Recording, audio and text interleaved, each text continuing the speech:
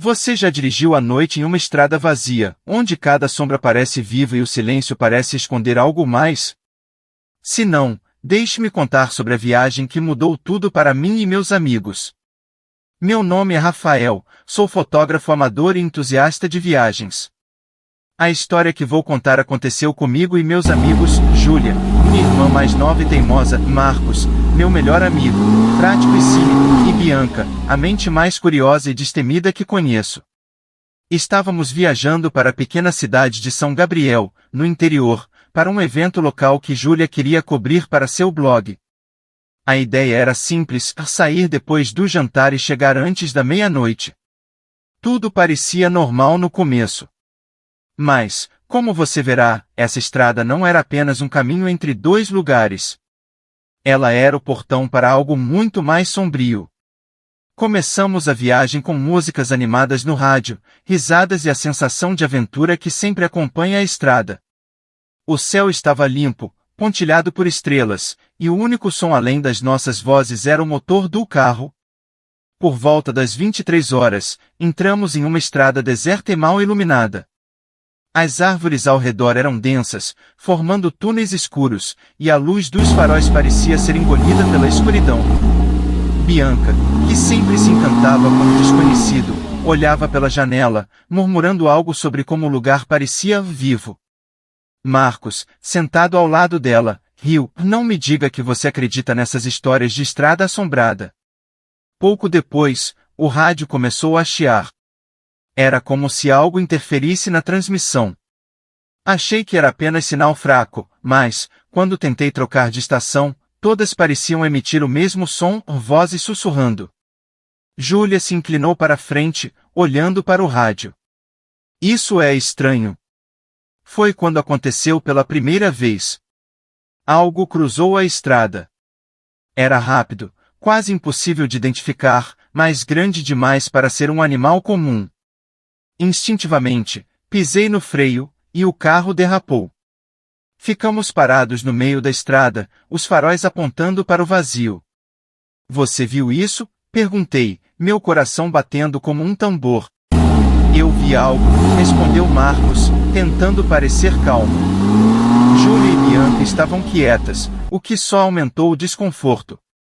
Quando olhei pelo retrovisor, tive um vislumbre de algo parado atrás do carro. Era uma figura escura, humanoide, mas antes que pudesse alertar os outros, ela desapareceu. Voltamos à estrada, mas o silêncio no carro era palpável.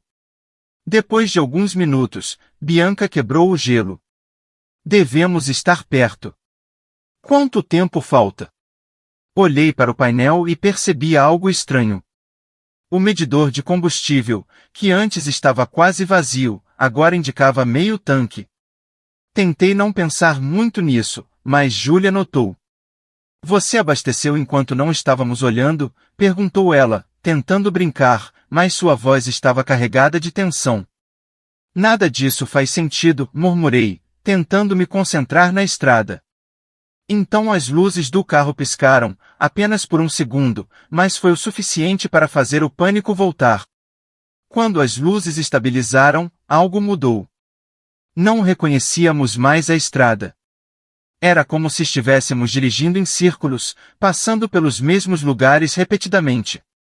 Mas o mais aterrorizante era que cada vez que passávamos, havia algo diferente, um poste caído, um carro abandonado, ou o que parecia ser uma figura humana imóvel à margem da estrada.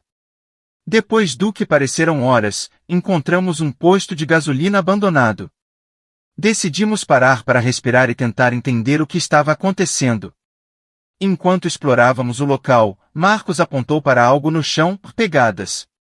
Pegadas humanas, mais estranhamente profundas, como se fossem feitas por alguém muito pesado. Elas levavam para os fundos do posto. Talvez devêssemos ir embora, sugeriu Júlia, mas antes que pudéssemos responder, o som de algo arranhando metal ecoou.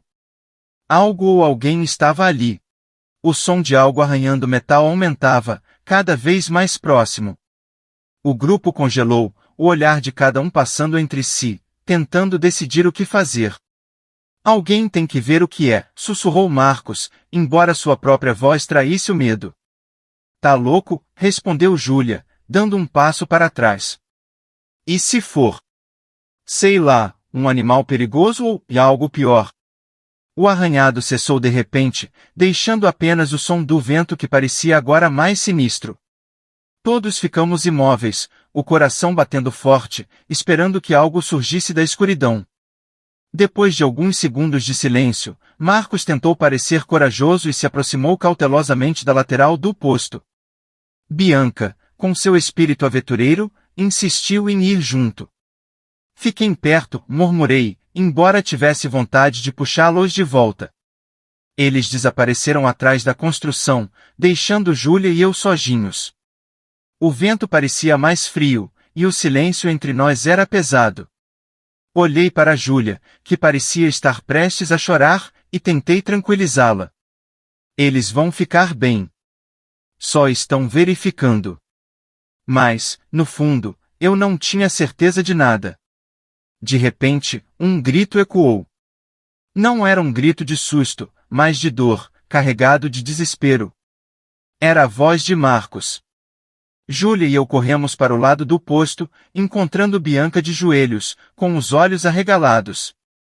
Ela apontava para o escuro, onde Marcos estava caído no chão, segurando o braço.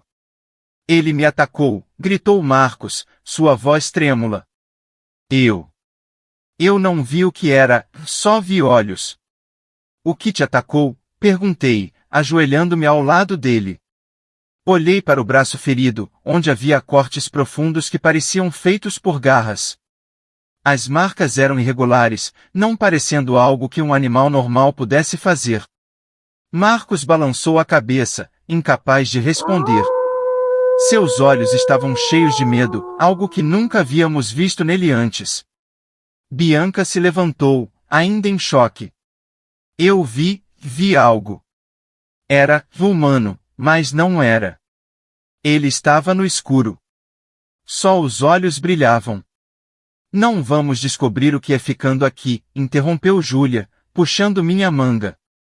Precisamos sair daqui agora. Voltamos ao carro às pressas, ajudando Marcos a entrar no banco de trás.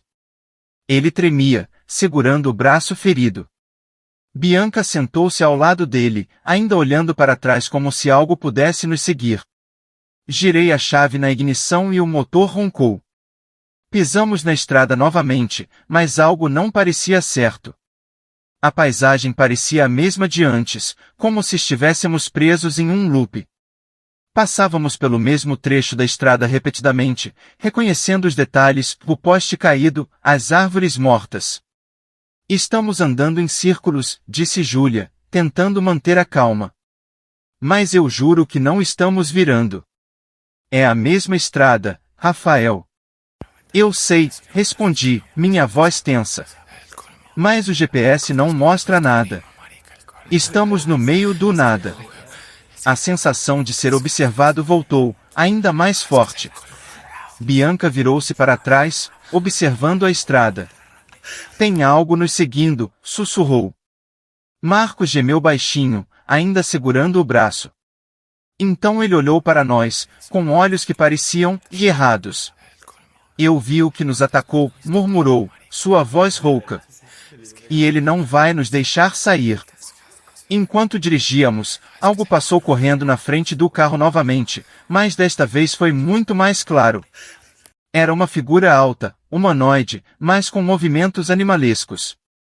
Tinha membros desproporcionais e olhos que brilhavam no escuro. Pisei no freio com força, quase fazendo o carro derrapar. É ele, gritou Marcos. É ele. Antes que pudéssemos reagir, as luzes do carro piscaram novamente, e a figura desapareceu. Mas o rádio voltou a chiar, desta vez emitindo uma voz baixa, quase sussurrada, que parecia dizer algo ininteligível.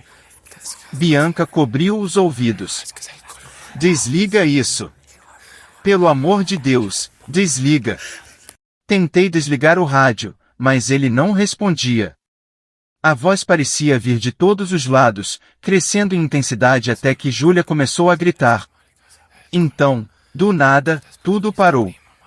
O rádio se calou, e o silêncio tomou conta do carro.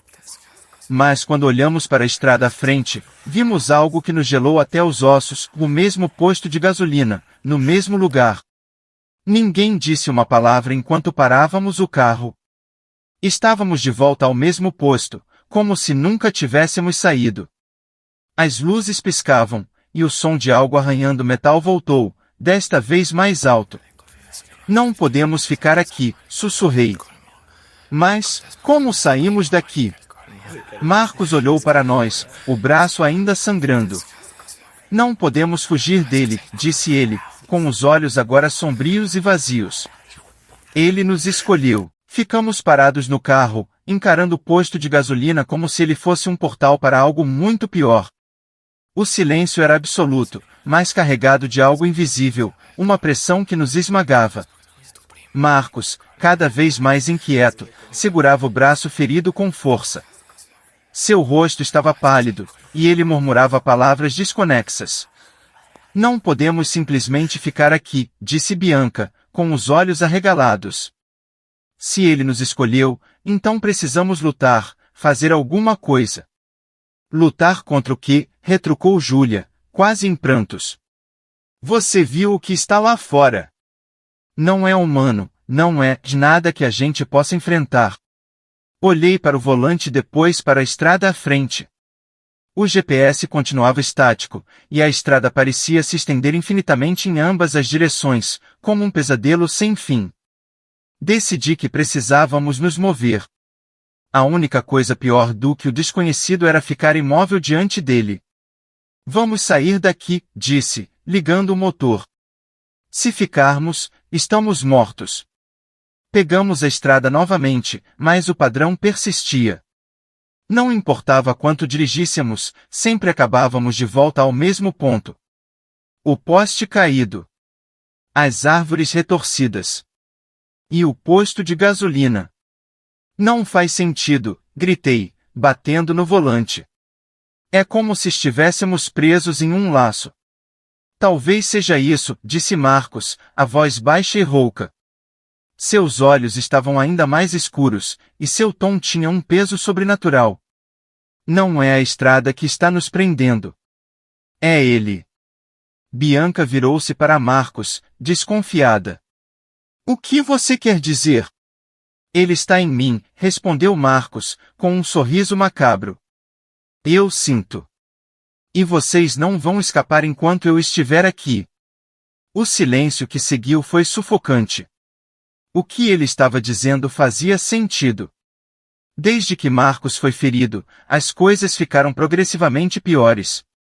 Era como se a criatura estivesse usando ele como um portal para nos alcançar.